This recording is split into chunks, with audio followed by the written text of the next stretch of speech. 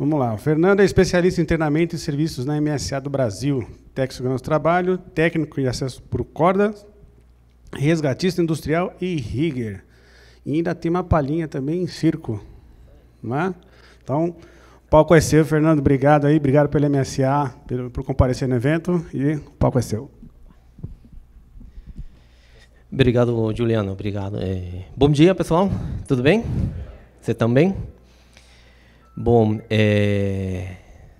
eu vou iniciar eu me apresentando novamente. Sou Fernando Cervantes, sou peruano, daí o motivo do meu sotaque. E espero que consiga me entender apesar dele, tá? No final, claro, perguntas, a gente tenta conversar um pouco melhor sobre essa parte de altura. E por solicitação, né, montei essa apresentação falando um pouco sobre a nova NR35, que as mudanças nela, digamos assim, mais ressaltantes, não é uma coisa crítica, né, não foi uma mudança radical, muitas pessoas ficam com medo. Deixa eu ver, acho que dá para entender. Muitas pessoas ficaram com medo, né, nova NR, assusta muito, né, só que não é uma coisa assim tão radical. É uma questão de adaptação, a gente precisa se adequar à NR1, então tem mudança de alguns termos, né, algumas partes, alguns itens que não fazem mais sentido, porque já são mencionados na NR1, por exemplo. Vamos ver. Passei. Isso, né? E, bom, vamos começar falando um pouco sobre as mudanças e aí, aos poucos, vamos evoluindo no que é planejamento, organização e execução do trabalho, né? Como a gente faz a seleção de um sistema de proteção individuais contra queda, que é o que a gente mais utiliza no setor de telecom. E, finalmente, só falar um pouco sobre a inspeção dos equipamentos, e já entendendo que tudo isso faz parte, né, do nosso planejamento. A gente já está vendo hoje a importância de você se preparar antes de executar, antes de ir no local, né? A preparação começa muito antes.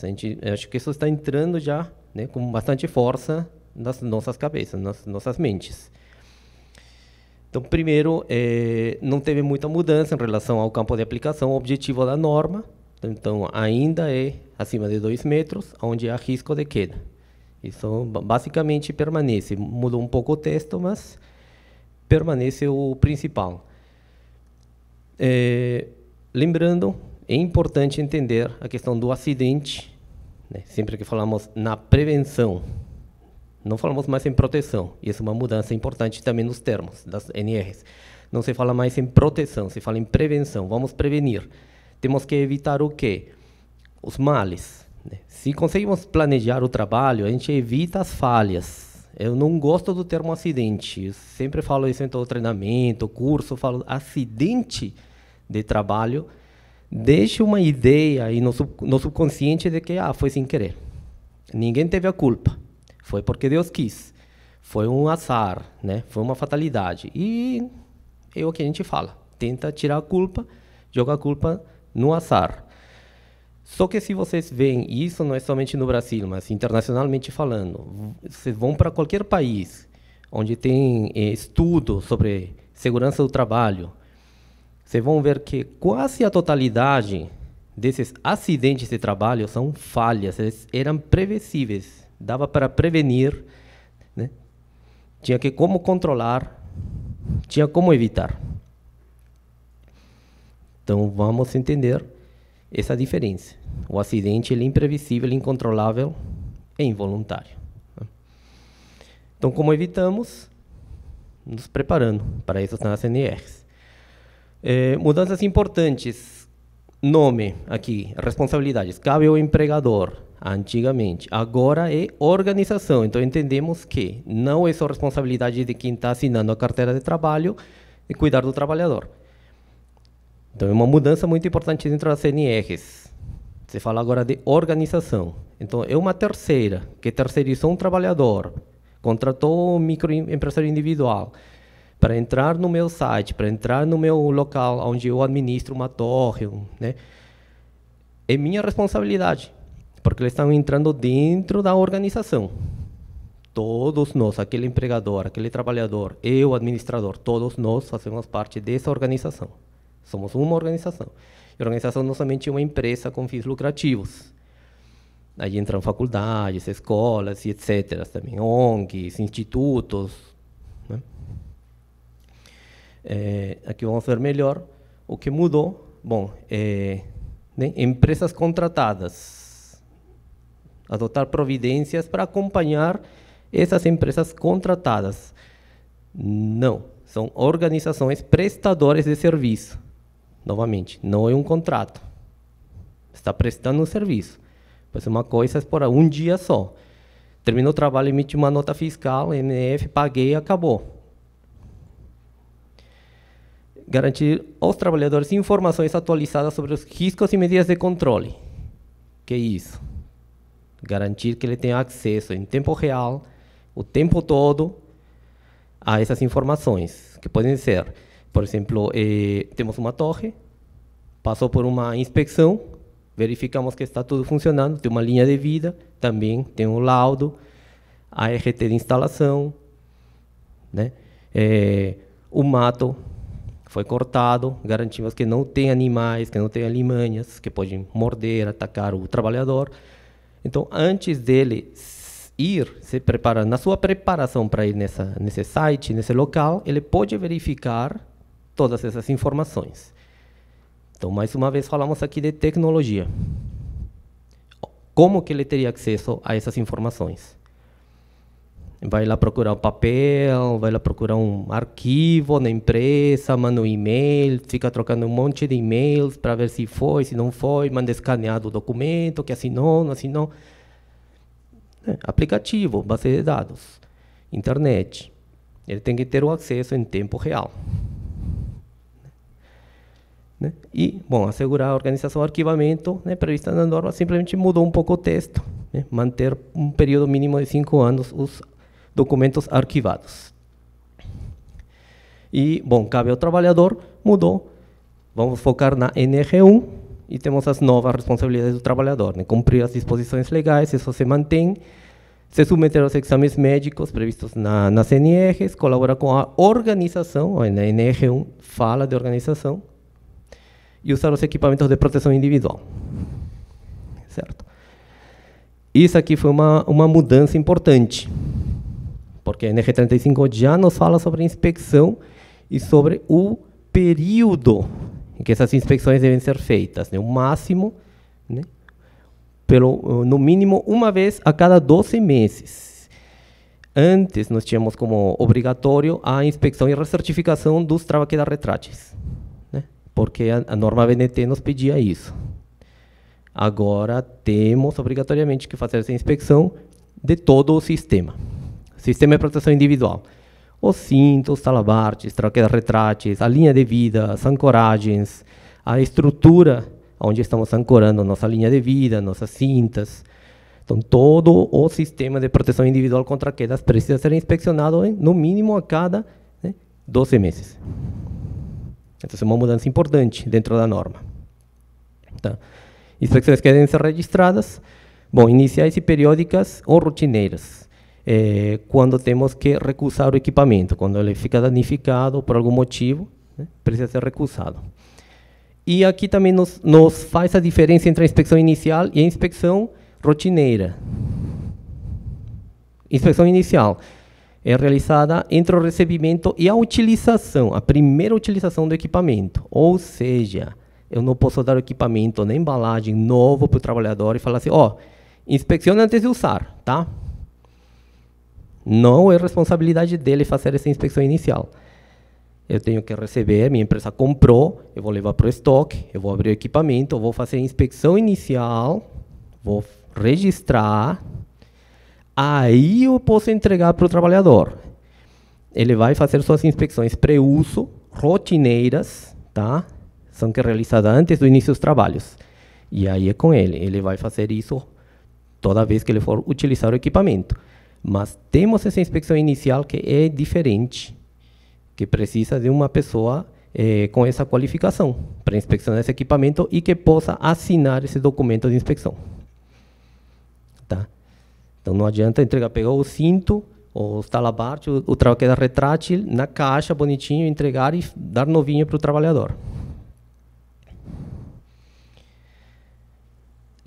Aqui, bom, quando usamos o elemento para retenção de queda, né, devemos usar o cinto tipo paraquedista e deve ter um talabarte integrado com absorvedor de energia. E essa parte aqui pode confundir um pouco na interpretação. Isso parece que a norma exige que seja usado sempre um talabarte com absorvedor. Não, não. Na verdade, devemos entender que quando usamos um talabarte para retenção de queda, esse talabarte precisa ter um absorvedor de energia integrado ao talabarte. Ou seja, eu não posso comprar um talabarte, por exemplo, aqueles de 90 centímetros que não tem absorvedor. Comprei o talabarte. Ah, tá, preciso usar absorvedor. Ah, eu vou comprar um absorvedor separado, eu vou conectar com o mosquetão, fico fazendo emendas, pronto, agora tem o absorvedor. Não. Esse absorvedor deve ser integrado. Deve fazer parte do produto, do talabarte. Tá? Porque tem essa opção, né? Tem algumas marcas, principalmente importadas estrangeiras, que tem a opção de você trocar absorvedor depois que foi acionado, você consegue substituir componentes. No Brasil não tem isso, né? Não podemos retirar o absorvedor.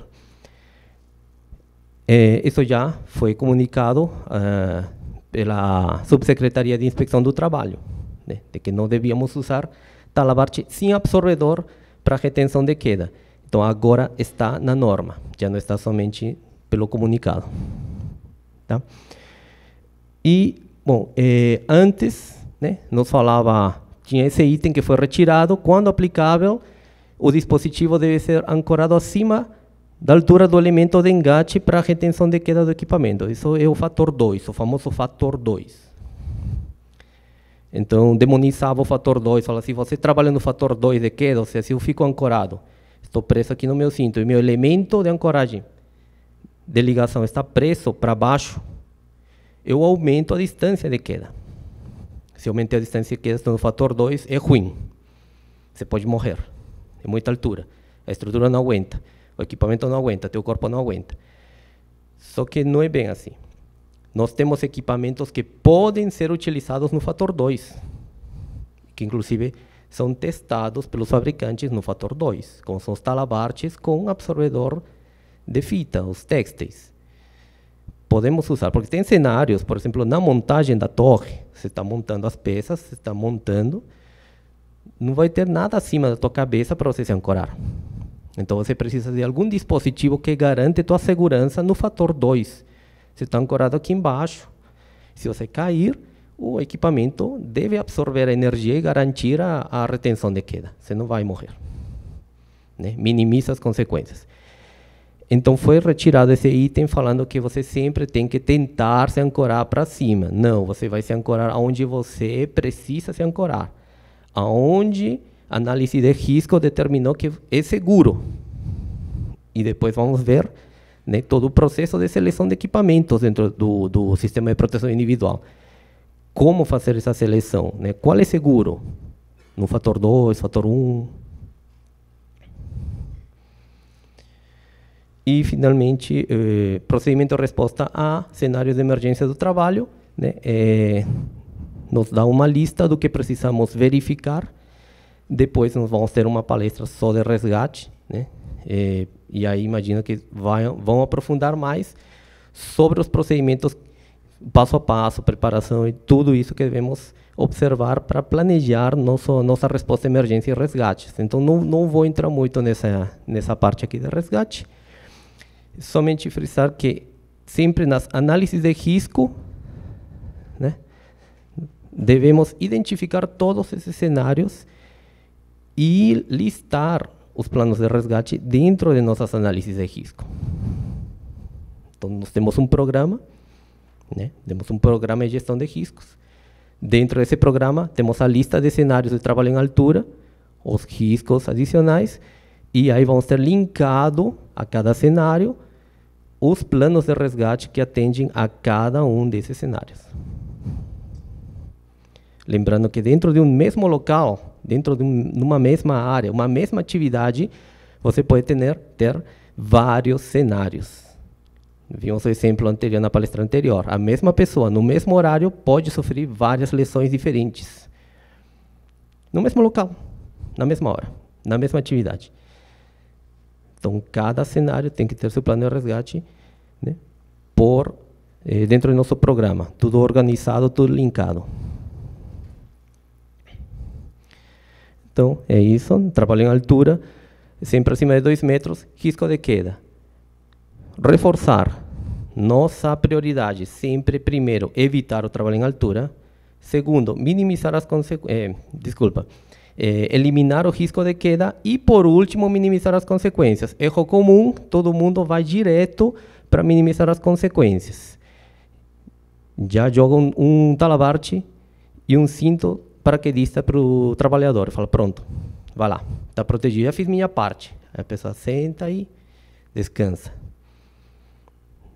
E não, essa seria a nossa última opção, sempre. O uso de EPI sempre vai ser a última solução. Também não precisam, né? Eu vejo muitas vezes a pessoa ficar obcecada no primeiro item. Não, tenho que fazer de tudo para evitar o trabalho em altura. Não importa o investimento, não importa o estudo, aí complica a vida demais, porque tem atividades que não tem jeito, vamos ter que subir. Tem que subir, não tem como. Telecom faz parte. Então também não adianta muito quebrar a cabeça nesse primeiro item. Não tem como evitar. Então vamos lá, vamos para os próximos itens. Sempre que não conseguimos evitar o trabalho em altura, vamos ter que ter um sistema de proteção contra quedas. Certo? E aí vamos usar equipamentos de proteção individual e os EPIs. O EPI sempre vamos usar quando a gente não conseguir aplicar o equipamento de proteção coletiva. Mais uma vez, telecom. Né? É muito difícil você colocar algum sistema, por exemplo, de redes ou colchões de ar para reter as quedas. Praticamente inviável. São elementos que vão se desgastar muito rapidamente ou que são difíceis de transportar ou a instalação é muito complicada. Então, eliminando a nossa opção de equipamentos de proteção coletiva, vamos finalmente chegar à nossa última opção, proteção individual. Né? Então, não é porque a gente não sabe, a gente não quer, a gente quer gastar menos, é porque a gente vai eliminando. Na hora que você faz seu estudo, você vai eliminando dentro da hierarquia de opções até chegar na última opção viável. Sempre que pensamos em cenários de trabalho em altura, temos sistema primário e secundário. Primário é aquele que nos dá suporte e nos sustenta. Muitas vezes ele é um elemento, um sistema natural, ele já está aqui. Uma passarela, uma estrutura de uma torre, ou às vezes uma escada marinheiro, ela já está aí, já tem uma função de me sustentar, de permitir que eu chegue, né, a algum lugar, que eu acesse a algum lugar. Mas ela tem que ser resistente e segura. Ele faz parte do meu sistema de trabalho em altura. Em conjunto, temos o sistema secundário. O sistema secundário é aquele de proteção contra a queda. Ele que vai evitar que eu caia ou me acidente pela diferença de altura. Então, aí sim, pode ser um EPC, pode ser um guarda-corpo. Pode ser um sistema de proteção individual, um cinto paraquedista com trava-queda retrátil. Esses são os sistemas secundários. Então, eu sempre vou verificar os dois. Eu não somente falo assim, então o cinto e o talabarte vai lá, sobe na torre. Eu tenho que garantir que aquela escada marinheiro está funcional. Vou ter que inspecionar a escada marinheiro. Vou ter que inspecionar a torre. Inspecionar a torre no sentido, assim, não somente a estrutura, mas esse mato está muito grande, pode ter animais, né? Tem colmeias, tem vespas, que animais estão se criando nessa torre? Quanto tempo que ela está ali parada sem ninguém mexer?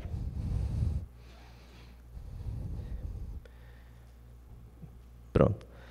Então, sistemas primários, sempre aquele que nos dá, a cor está invertida aqui, mas aquela estrutura que nos dá sustentação, que nos permite chegar e trabalhar em segurança, que vai garantir meu posicionamento, meu acesso no local.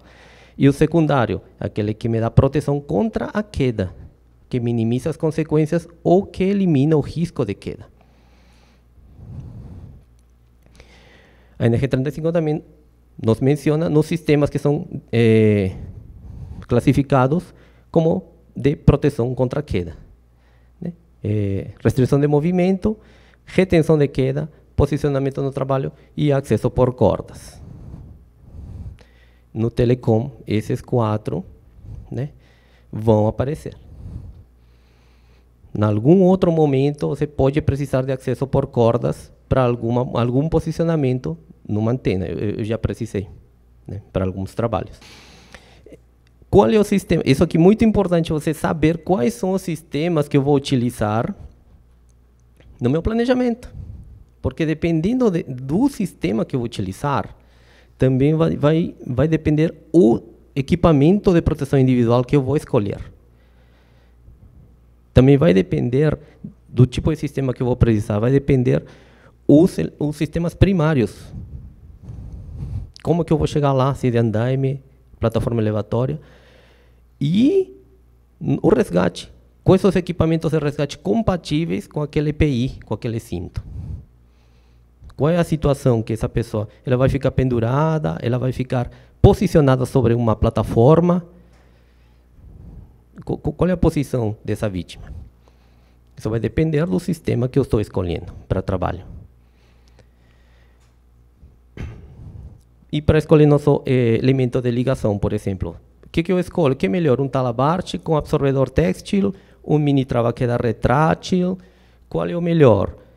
Aí envolve alguns fatores de risco que eu preciso avaliar, por exemplo, a distância de queda livre. Qual é a diferença de nível? Quanto eu tenho de altura entre meu elemento de apoio, minha base, e o nível inferior? Se eu tenho ou não pontos de ancoragem acima da minha cabeça, para minimizar a altura de queda, trabalhando no fator menor que 1.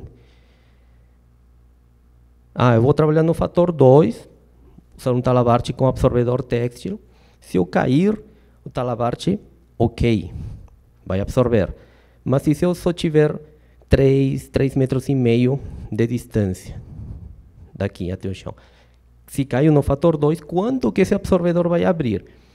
O talabarte ele já tem 1,20 m, né, mais 1,10 m do absorvedor, mais minha altura. Posso bater no chão? Então, vou considerar esses elementos, esses itens, antes de escolher meu sistema de proteção individual. É muito importante entender esse fator de distância de zona livre de queda, ZLQ. Então vou tirar um absorvedor. E isso se falou bastante, assim, nessas épocas, faz pouco tempo. O pessoal usa o talabarte sem absorvedor para minimizar a ZLQ, deixar uma distância de queda menor. Só que devemos entender que quando trabalhamos na retenção de queda, nosso equipamento, nosso sistema deve garantir uma força inferior a 6 kN no corpo do trabalhador. E sem absorvedor não tem como a gente garantir isso. Vamos ter que fazer um teste, levar no laboratório, chamar o fabricante, fazer todo um processo, pegar o boneco, fazer um laudo específico, né, falando, em tal cenário, em tal lugar, com tais condições, trabalhador de tantos a tantos quilogramas de massa, pode usar o talabarte sem absorvedor, bem específico. Mas aí vai tempo, vai dinheiro, vai, né? E, bom, novamente, fator de queda, né? Fator de queda, o ideal antes se falava, tem que ser acima da cabeça. Isso gerava briga. Se ia nos lugares, pessoal tinha que ancorar acima da cabeça, sempre em 2 pontos, acima da cabeça em 2 pontos, com talabarte, da briga, levava bronca.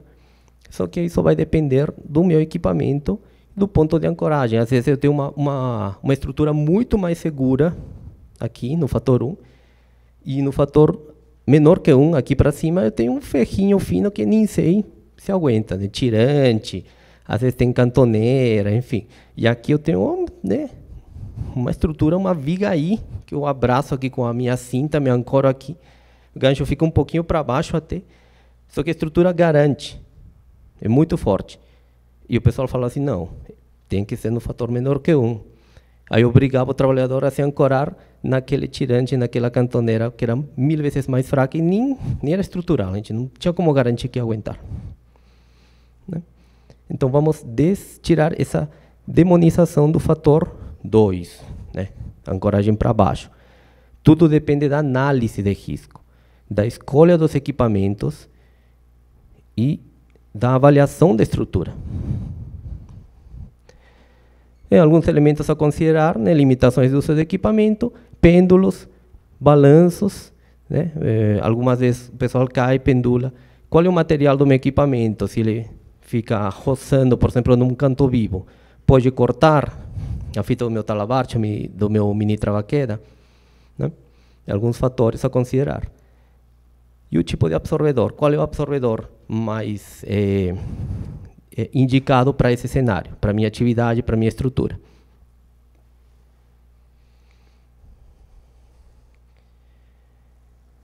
Elementos, sempre vamos classificar e dividir, né? Sistema de ancoragem, elemento de ligação e o cinto tipo paraquedista, né? O famoso ABC, que se fala nos Estados Unidos, né? Hoje em dia é o ABCD, porque está incluindo o sistema de resgate, que eu acho ótimo, né? Então, ancoragem, sistema de ancoragem, que também inclui a estrutura. Qual é a estrutura que nós estamos, aonde estamos fixando nossa ancoragem? Não adianta eu ter a melhor linha de vida do mercado, né, um sistema LAT, o SMCA, fixo numa estrutura toda corroída ou ineficiente, né? A gente já não deixaria, né, que a gente participa dos projetos, na hora que dá venda, então a gente não deixa, fala assim, não, peraí, primeiro arruma a tua estrutura e depois a gente conversa, né, antes de sair vendendo. Então a estrutura faz parte. Temos também nosso elemento de ligação, talabarte, trava-queda retrátil, né? E, por último, o cinto tipo paraquedista, no nosso caso. Está aqui. O cinto ele pode ter vários elementos de engate. Tá? Um erro comum, denominar o cinto pela quantidade de elementos de engate. Pior, a gente não fala dos elementos de engate, fala da quantidade de argolas, chama de pontos, né? Comum chamar o cinto de acesso por cordas, por exemplo, para trabalho suspenso, de cinto de 5 pontos. Só que ele não tem 5 elementos de engate, ele tem 5 argolas, mas ele tem 4 elementos de engate. Ele tem o peitoral, dorsal, 2 para retenção de queda, um ventral para trabalho suspenso e o de posicionamento. Ah, mas são 2 argolas. Não, elas estão conjugadas. Para cumprir a função delas de posicionamento, precisam ser usadas em conjunto. Eu não posso usar só uma assim, né? Tenho que usar as 2 para que funcione dentro do convencional, dentro do padrão. Então, ele só tem 4 elementos de engate. Só que eu posso ter um outro cinto, que ao invés de ter as argolas de posicionamento laterais, ele pode ter os dos ombros. Peitoral, dorsal, ombros e talvez também tenha um ventral, por exemplo. Também tem 4 elementos. Isso o pessoal comete esse erro, por exemplo, quando faz compra online. Faz a pesquisa, fornecedor também não dá a consultoria adequada, não tem tanto conhecimento, e a pessoa procura cinto com 3 pontos. E o cliente precisa de um cinto com elemento peitoral, dorsal e ombros, porque vai entrar no espaço confinado para resgate, enfim. Então são esses 3, ombros, peitoral, dorsal. Quando faz a pesquisa, vê um modelo lá, só que com ponto de posicionamento, peitoral, dorsal e posicionamento, também tem 3. Está errada a descrição? Não. O pessoal vai lá, compra, chega, abre, cinto, na hora que entrega para o trabalhador, cadê os pontos dos ombros que eu precisava? Isso acontece. Acontece. Às vezes o pessoal chama a gente para fazer um curso de inspeção de equipamento e está usando errado. Por quê? Porque no site, porque o vendedor onde adquiriu, indicava que era para tal função, e não era, e não é. Tá?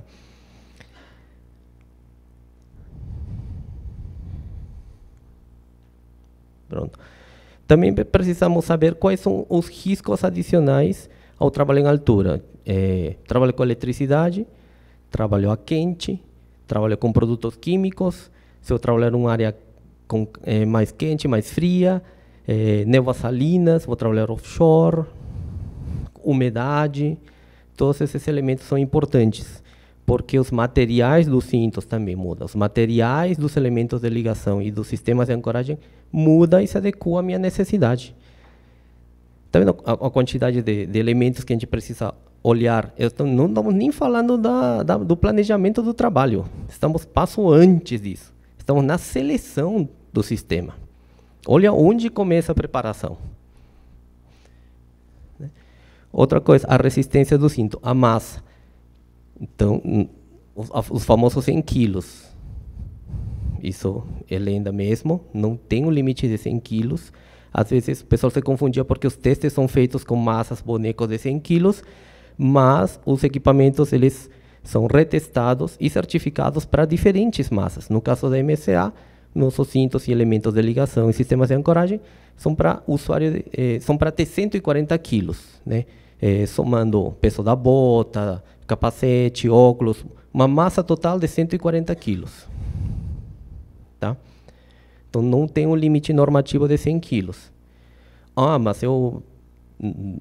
temos uma questão, por exemplo, a resistência, eu vejo a minha estrutura, ou resgate, um trabalhador muito pesado, difícil de resgatar, ou enfim, tem alguma questão ali técnica, posso limitar a massa do trabalhador? Sim, se você consegue provar essa limitação técnica, por exemplo, os sintomas, as ferramentas, imagina, a pessoa tem que subir com equipamentos que pesam, somando 20 quilos. Então vou ter que limitar o peso do meu trabalhador a 120. É uma limitação técnica. Então posso colocar isso no meu PCMCO e a medicina do trabalho, na hora que faz os exames médicos, pesa o trabalhador e verifica. E a gente faz uma rotina disso. Então, antes de trabalhar, peraí, para liberar aqui, deixa eu ver quanto que você está pesando. 122, você passou. Então, não posso te liberar, porque você vai usar essas botas, esse macacão, esse capacete, essas ferramentas, tudo vai passar dos 140 quilos garantidos do equipamento, do sistema. Podemos controlar isso. Então, elementos de ligação, nós podemos classificar nos talabartes, nos trava-queda retráteis, maiores e os mini, né, os fixos e os mini que ficam no corpo do trabalhador, e os deslizantes para linhas de vida. Aqui alguns exemplos de uso dos talabartes, pode ser para restrição, para posicionamento, para retenção de queda. Os retráteis, a mesma coisa, só que, é só para retenção de queda, né? Não temos trava-queda retrátil para posicionamento. Para restrição, não vejo muito sentido, mas pode ser usado, né? Na hora que ele tem a máxima extensão, se a máxima extensão for a distância que você precisa, talvez, mas não é convencional. Eles são mais utilizados só para retenção de queda. Mesma coisa, os trava-queda deslizantes, eu vou usar numa linha de vida, na vertical, tem limitações de angulação, né? Tem algumas situações que a gente precisa inclinar um pouco a linha de vida, dependendo da torre, da escada marinheiro, telhado, eu posso inclinar a linha de vida, mas sempre vai ser no intuito, no objetivo de fazer a retenção de queda, parar uma queda. Essa aqui é a classificação, anexo 2 da NR35, dos sistemas de ancoragem. O que vocês mais vão ver será diretamente na estrutura, ou seja, eu vou ancorar meu gancho do meu equipamento direto numa estrutura, numa torre, ou usando dispositivos de ancoragem, como é o caso das famosas cintas, fitas, né, de ancoragem. Exemplos, né, quando ancoramos diretamente na estrutura, com talabartes ou mini trava-queda retráteis. exemplos de dispositivos transportáveis que podemos fixar em estruturas metálicas. Cintas, slingas, né, slingas de cabo de aço. Temos o Strider, por exemplo, que é um clamp para viga assim. Temos uma viga aqui na vertical. Esse equipamento ele se prende na viga aí. E temos o clamp também para vigas verticais. Eu consigo prender na vertical. E ele usa bastante para a instalação de linhas de vida horizontais. Esse aqui. Resolve bastante, porque ele não cede, não perde altura. Então eu consigo colocar na altura necessária na viga I que está na vertical. Opções. Né? Compatibilidade. Linhas de vida provisórias, né? Temporárias. Coloquei meu clamp, coloquei minha slinga, ancorei uma linha, tensionei, dei a tensão necessária. O equipamento ele já tem um indicador de tensão, né? Os equipamentos CMSA têm um indicador de tensão, então eu não preciso ir lá e, né, não vou tirar água do equipamento. Eu aperto até ele indicar a tensão, pronto, parou, posso utilizar. Pode ser, posso ter cenários que ele é útil, sim. E por último, inspeções vão se entender, né, é importante entender as validades. Antigamente se acreditava, por exemplo, o CA, quantos equipamentos a gente não jogou fora, quanto dinheiro a gente perdeu, porque achávamos que vencia o CA, tínhamos que jogar fora o equipamento. Né? Então o CA é uma certificação para comercialização do produto. Por que tem, né, um país como o Brasil, latino, né, tropical? Porque depois que você ganha uma certificação, muitas vezes o fabricante ele não tem a boa vontade ou a consciência de se atualizar os produtos, atualizar de acordo às novas normas, às novas descobertas, às novas tecnologias. A MSA ela faz isso, né, sempre, faz parte de nossa missão. Estamos mais preocupados em salvar vidas do que em faturar. Nosso principal objetivo é esse, ajudar, mas não é todo fabricante que vai ter essa consciência. Então, o CA garante o quê? Que você se mantenha atualizado com as normas e com as novas tecnologias. Por isso que ele vence, e aí você, na hora de tirar o novo CA, você prova que você está cumprindo os requisitos. Temos que ter. Então, é somente para isso, para garantir que você pode vender seu produto, que ele atende.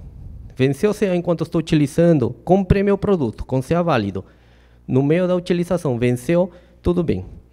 Você tem a nota fiscal que prova, né, a data que você comprou, e aí é fácil de verificar que o CA estava válido naquela data. Posso continuar usando então? Pode. Qual é o meu limite? A validade do fabricante.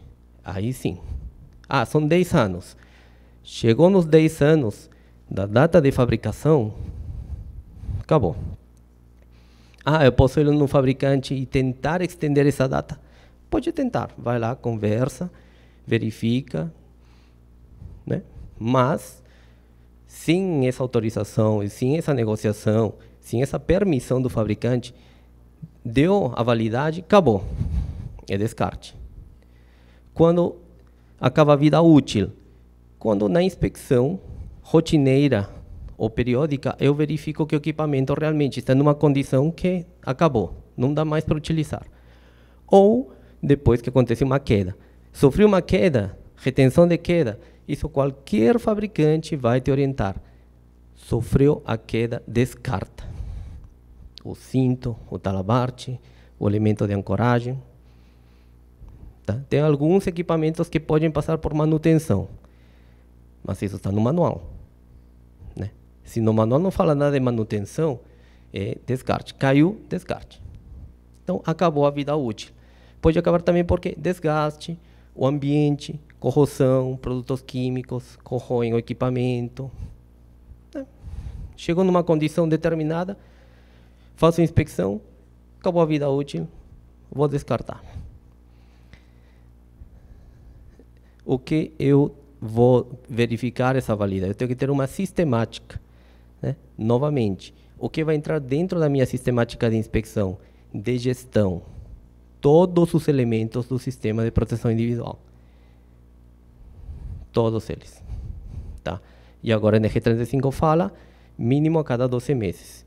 Tem que ter uma inspeção formal, por um profissional qualificado, que sabe inspecionar mais profundamente. E essa pessoa, ela, né, é qualificada, é uma pessoa competente, ela vai assinar um documento liberando o uso desse equipamento, então não é qualquer pessoa.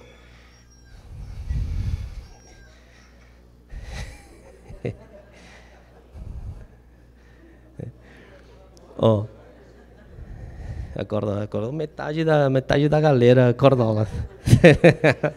Obrigado.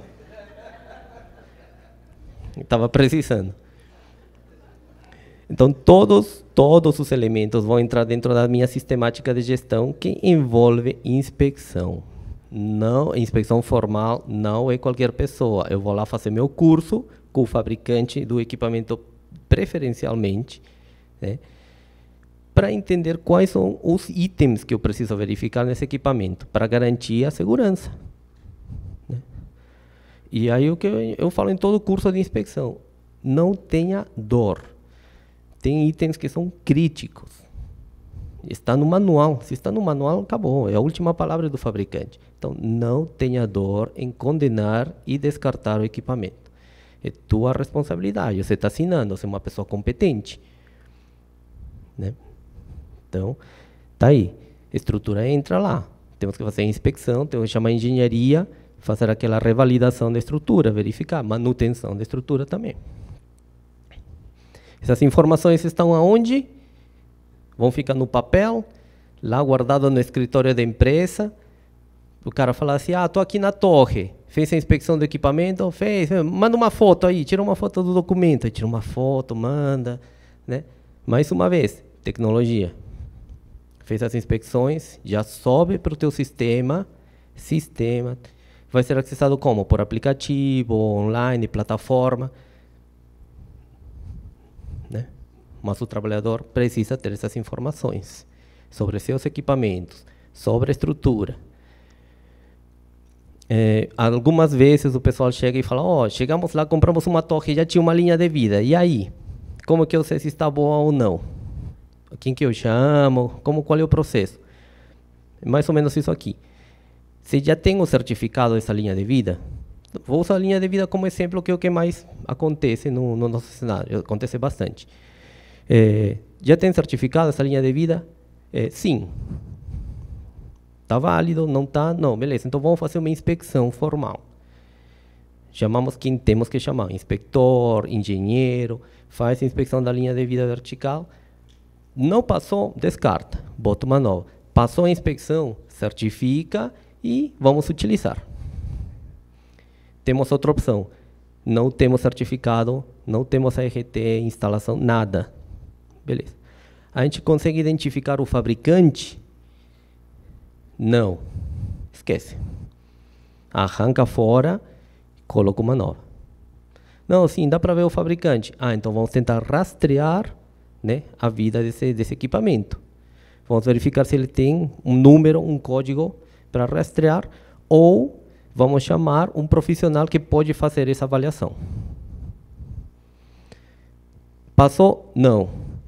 O inspector veio, o fabricante falou, não, essa linha essa linha de vida saiu de linha, a gente não fabrica mais. Ou teve um recall aqui, a gente pediu para tirar todas as linhas, tem um problema.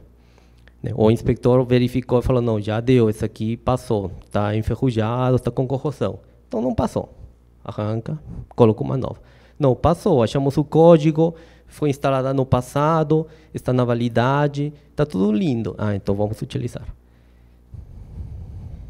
Então, foca lá, fabricante. Eu sei quem instalou? Sim, ok, ainda temos uma chance. Não tem nada escrito na linha, não tem uma plaquinha, não tem um código, não tem nada. Esquece. Tchau. Isso se aplica a qualquer equipamento. Justo lá fora o pessoal estava olhando os cintos, puxando, né, a etiquetinha que fica escondida do equipamento. Por que fica escondida? Para preservar a etiqueta, porque se arrancou a etiqueta, acabou. Você joga o cinto fora, ele descaracterizou como equipamento. Então, as informações, a etiqueta, o nome do fabricante são muito importantes, né, que estejam presentes no equipamento. Não pode sumir, não pode perder. Inspeção, principalmente, pré-uso, rotineira, o trabalhador que faz. Periódica, é uma pessoa competente, uma pessoa com um treinamento, uma qualificação. Né? Temos um máximo de 12 meses. E a pós-uso, a inspeção pós-uso seria o quê? Inspeção de equipamentos de resgate, de emergência. Por que pós-uso? Porque aconteceu emergência, resgatei, peguei os equipamentos de volta, alguns deles podem ter sofrido dano. Eu preciso substituir o que foi danificado imediatamente, porque aquele é um kit de resgate, um kit de emergência. No dia seguinte, eu posso precisar dele novamente. No turno da noite, no turno da tarde, eu posso precisar dele novamente. Por isso que se faz uma inspeção pós-uso nesses equipamentos, sistemas de resgate de emergência. Ele tem que estar pronto para a próxima emergência. Eu não posso fazer uma inspeção. Ah, caiu. Não, espera aí, deixa eu ver essa corda de 200 metros para ver se está boa. Espera aí, vou inspecionar a corda aqui. Beleza, acabei de inspecionar a corda. Agora vou ver os mosquetões, se estão bons, um por um. São 40 mosquetões. Espera aí, segura mais um pouquinho. Não. O kit já está garantido, lá com o lacre fechado, está pronto para uso. Né? Inspeção pós-uso. Está aqui. Né? Bom, é isso. Ideia principal, né? A organização não é empregador. É uma organização que tem que garantir que dentro do programa tudo funciona. Então, eu vou ter que fazer uma verificação das empresas que eu estou colocando para dentro do meu site, da minha área, da minha propriedade. Como? Bom, sistema ajuda muito. Eu posso fazer com que os meus terceiros se envolvam no meu sistema. Então, eles vão me passar relatório, todos os informes vão subir na plataforma. Eu consigo fazer uma gestão através dali, consigo fiscalizar. E a gente sabe tudo, fotos, fichas de inspeção, validade dos equipamentos, tudo pode subir ali. Então, eu consigo fazer uma gestão à distância. E essa gestão, essas informações podem ficar disponíveis aos trabalhadores. Que equipamentos eles estão usando, qual é o kit, quais são os componentes do kit, se ele vai para tal torre, quais são os equipamentos que ele precisa levar. Faço um checklist na hora. Ah, tenho que levar posicionamento, troca de retrátil, porque a CLQ nesse cenário é menor, então tem que ser o mini retrátil. Ah, lá tem linha de vida, então meu trava-queda de cabo de aço. Não tem linha de vida. E aí vai.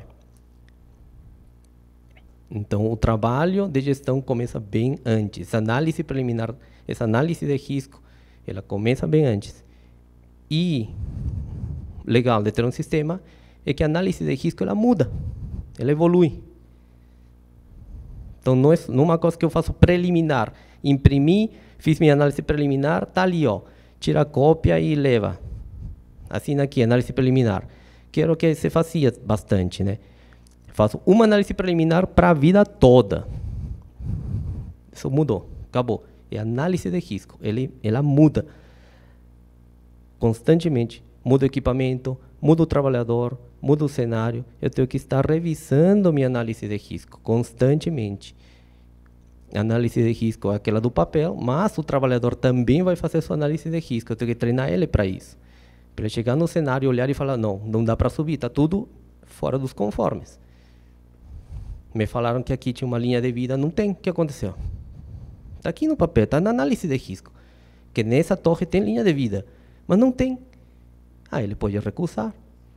Manda mensagem e fala, está fora de conformidade. Acabou. Né? Pessoal, muito obrigado pela atenção, eu agradeço. Qualquer outra dúvida que tenha ficado, cheguei em casa, por que não perguntei isso? Nós somos super acessíveis, pode entrar em contato com a MSA, sempre vai ter algum especialista, algum consultor, o próprio atendimento ao cliente para responder e atender suas dúvidas e questões. Tá bom? Muito obrigado, bom seminário para vocês.